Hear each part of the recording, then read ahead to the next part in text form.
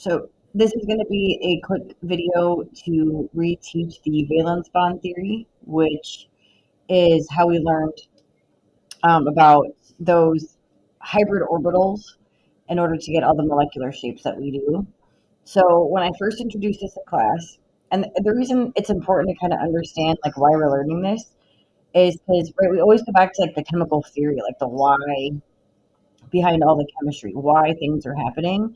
If you kind of have an understanding for like why the chemistry is happening and like what we're actually trying to get done, it makes it easier to learn it. If you're trying to just like memorize certain steps and you're not understanding like why you're doing those steps, there's going to be disconnect and there's only going to be so far you can go, right? Like a deep understanding of like what we're doing and why we're doing it is basically all you really need to be able to do everything else. So I'm going to re-explain again, like why we even or even learning something like this. Like why were we learning about SPs and SP2s and SP3s and all that stuff? So when we did that one simulation online, we learned that when we have molecules, we're getting all these molecules that have these very perfect symmetric electron geometries, right? We're getting things like tetrahedral, where all four substituents are like perfectly distributed at 109.5 degrees in space, right? Trigonal planar, right? That would mean that we have to have some type of right trigonal planar 120-degree electron cloud. And if you think back to the first unit we did on periodic trends and like looking at regular atomic orbitals, so that's like when it's still just an atom, it hasn't bonded to anything to make a molecule yet, right? Those atomic orbitals were crazy, right? We had S's and P's and D's and F's, and a regular old atom, its electron cloud is a big mess, right? They are not symmetric at all, right? And I used the example in class with carbon, right? I said, let's think of like regular carbon, and if we looked at him on the table, we'd see that his electron configuration is this, right? 1s2, 2s2, 2p2. So how carbon normally looks, right? And I'm going to try to rough sketch it, right? An S subshell looks like this, and there's a 1s. There's another S around it, right? And then we have a P subshell with 3 orbitals each, right? So it looks something like this, right? So messy, right? This is not symmetric, right? But carbon sometimes is making linear molecules when you have something like ethine or something, or acetylene, which is what this is also called, right? That is a linear molecule, which means these carbons have to have like linear electron clouds in order to do this. But this doesn't look linear to me, right? If it's going to make something like methane, right, that's going to give us that perfect tetrahedral, right, shape that we saw in that simulation, right? This does not look like a perfect tetrahedral over here to me, right? So we had to figure out again, how the heck is it possible that atoms, right, before they're bonded, when they're just hanging out being normal atoms, right, they're not bonded to anything, they're not in a molecule, how the heck are they going from stuff like this to these perfect symmetric electron shapes, right? Or like, something like this, right, where it's like more linear. How do we go from this to this? Like, what is actually happening, right? Because we know it is. We can literally see the molecule shape. So we know this is happening. We know how it looked beforehand. And we're like, how the heck do we go from this to something like this? How does it go from this to something like this? Like, what is going on? And what the valence bond theory says, because again, a theory in science is all about the explanation for how and why something is happening. The valence bond theory was like, well, maybe what's happening is the atoms are taking their crazy atomic orbitals, right, when they're still just an atom, and maybe they are mixing their own orbitals together themselves to create these new shapes so that they can actually, form acetylene or ethine, or they can form methane or something like that, right? Maybe the atom itself, he's going to take his own orbitals, start merging them, mixing them, mashing them together, and putting them into equal piles and changing himself. And that process, right, this like theoretical process is called hybridization. So we learned how to like what the hybridization was and how it's able to predict every single molecule shape, every single electron geometry, every single molecule geometry that we learned this theory is able to predict, like mathematically down to a T. The only downfall of the valence bond theory is that it assumes that electrons are stuck in place, like stuck between bonds. But we learned with resonance structures that that's definitely not what's happening. Electrons are definitely not stuck in bonds, and we are able to tell that because we can literally measure bond lengths that tell us that electrons are jumping around. But this still works as a sound scientific theory because a good scientific theory should be able to make predictions that hold true. So, like, this theory is able to predict, again, every single electron geometry we found, every single molecule geometry we have. The valence bond theory is able to describe that mathematically down to a T. And if there were a theoretical molecule, we'd be able to use the valence bond theory to predict what those bond angles would be. What would that shape look like? What would its hybridization be? Yada, yada, yada. And there is a question on the next part of the written test where I do give you a hypothetical fake molecule. And I warned you guys that there would be a question like that when we first started this unit, when we first started looking at all the shapes. Like I might say, okay, pretend that we discovered a new molecule that has 8 substituents. Because right now, right, we maxed out at 6. We haven't found any that have more than 6 substituents yet. But maybe I can say, well, let's imagine that we found a molecule, right, that has 8 substituents, right? What kind of shape would that take? Like, what would the bond angles be? Like, how is it going to distribute in space? What type of hybridization would it have? So, like, a theory like this is able to predict something like that because it holds true for everything else. It should hold true for anything that came after it, right? That's a good scientific theory. So let's actually talk about how to tell, like, what type of hybridization and stuff is possible. Again, this is the introduction part in case you don't remember, like, why we're even learning the valence bond theory. So we said, okay, like, what are the different types of, like, geometries, electron geometries that we could get, and kind of write these out real quick.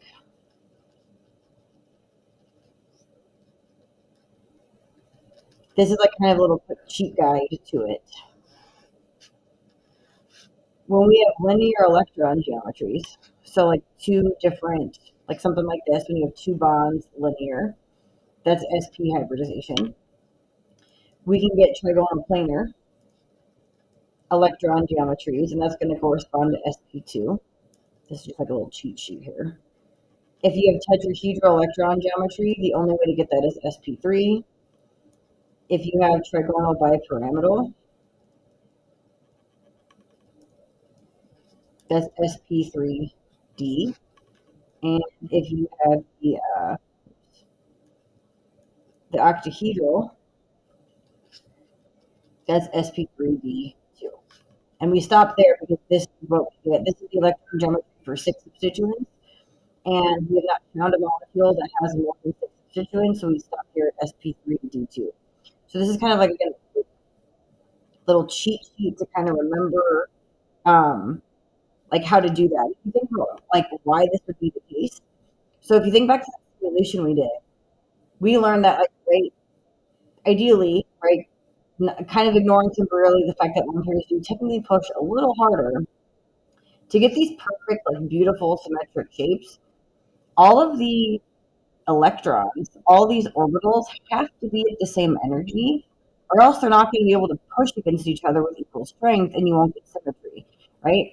This shape, right, all this crap is not symmetric over here, and the reason this is not symmetric is because S and P's, they're at different energies, and when you're at different energies, electrons are going to push against each other with different forces, and you're going to end up with stuff like this that aren't symmetric. If all the electrons have equal energy, and they're all pushing with equal strength, that's how we get nice even stuff like this, right? If every substituent is pushing equally, right, they're going to naturally all push together the same way, and you're going to get symmetry as a result. When you have things at different energies, like things in S's and things in P's and things in D's and things in F's, that's when you're getting stuff like this. It's a big mess because nothing's at the same energy. So things are pushing harder than other things. You end up with like a big mess like this, right? So if we know that we get these perfect symmetric shapes, right? This is how, if we get these perfect symmetric shapes, that's how we know that this must be happening, right? So if I need if I know that, like, let's use this example here, I have four substituents, right? Methane's going to have four substituents, all four are bonded. Well, in order for me to get the perfect tetrahedral shape, all four of my substituents need to be at equal energy, or I'm not going to get the shape. So if I have four substituents, I need four hybrid orbitals, because right now, the way I'm set up, right, they're not all at the same energy. I need to have four substituents that are the same energy. Not possible right now, but if I hybridize and make myself look tetrahedral, and let's actually kind of ignore the hydrogens here because he hasn't bonded yet.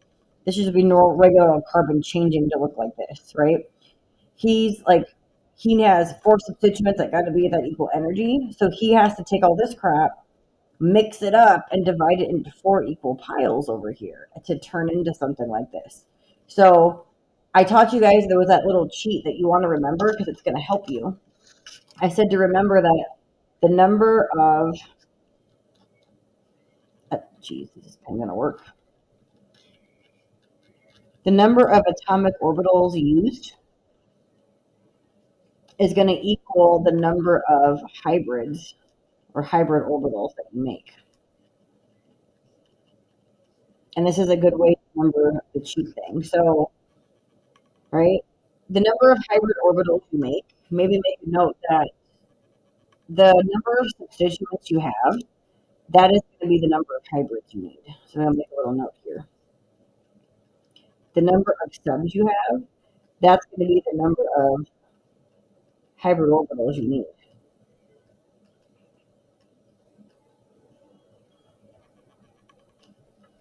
So I would look at something, right? Let's say I was looking at methane's Lewis dot structure.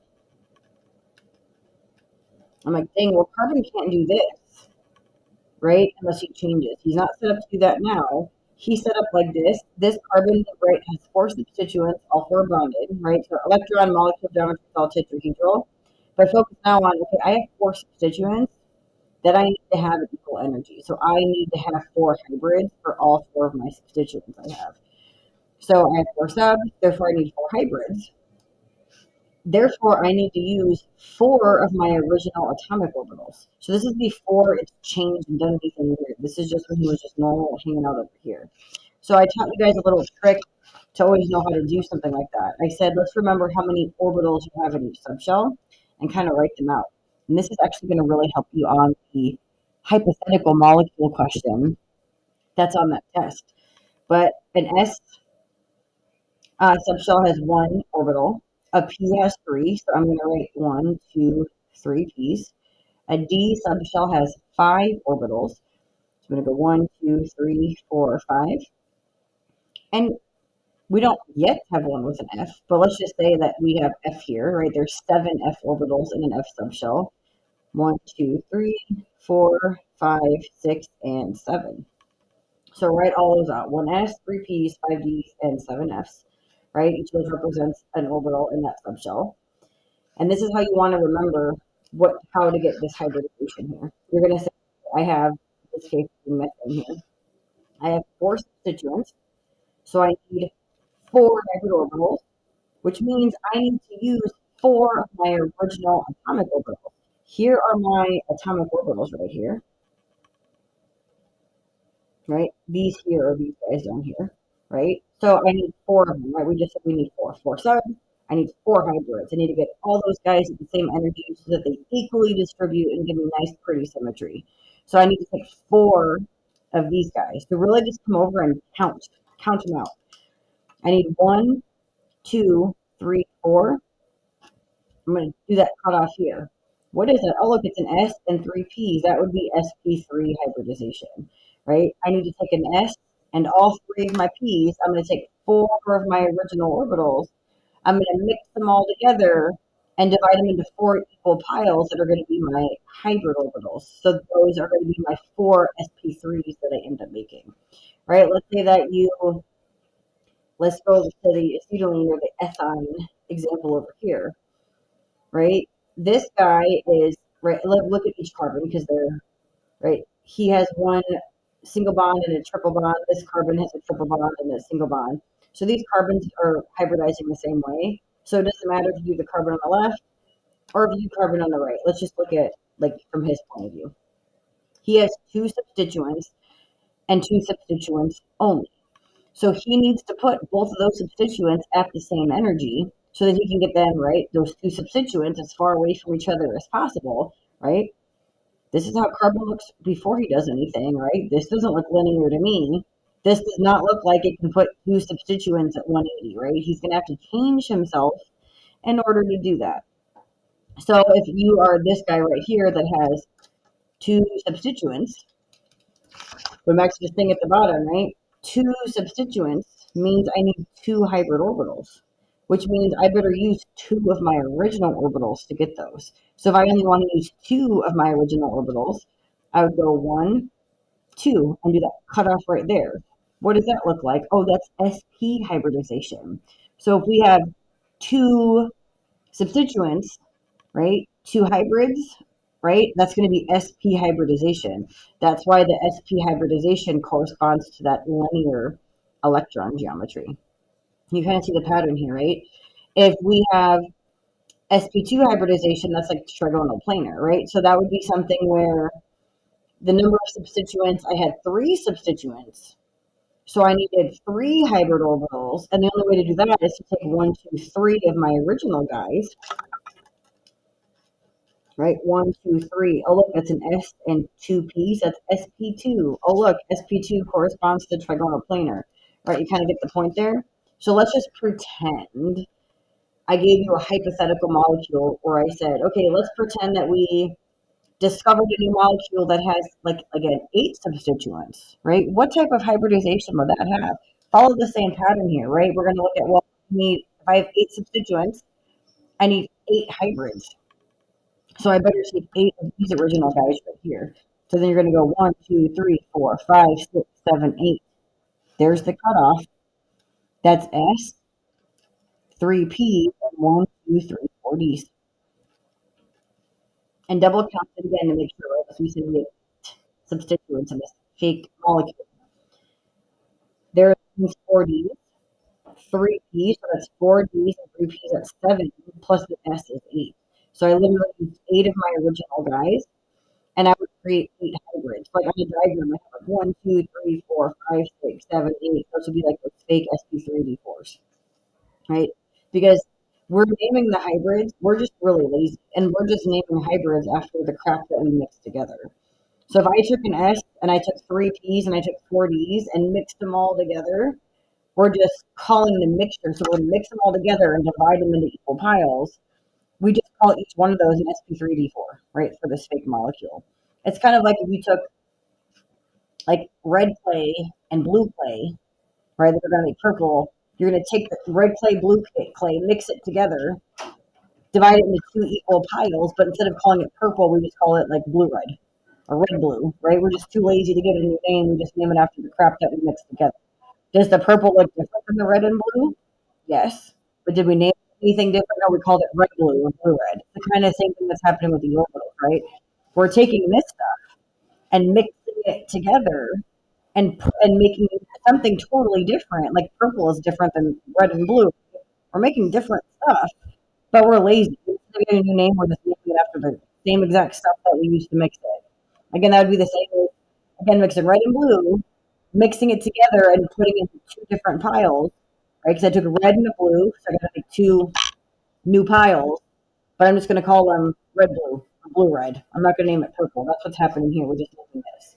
So you can literally look at the name of the new hybrids and say, okay, well, it's named after the stuff that made it. I used 1, 2, 3, 4, 5, 6, 7, 8 things. That's why I have 8 molecule or 8 orbitals there for this fake molecule with 8 subs, right?